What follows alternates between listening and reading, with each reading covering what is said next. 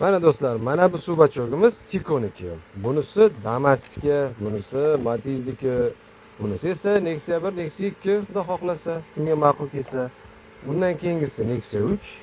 Bunimiz Cobalt uchun suv bachog'. Bunimiz Lacetti va Gentra og'ir.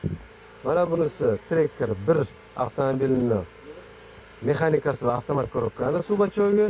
Bunisi Tracker 2 niki. Dumaloq bo'ladi, xiyol kichikroq. Dumaloq bo'ladi, xiyol kattaroq. Bu Malibu'ning suv bachog'i. Mana shularning hammasini narxlari har xil.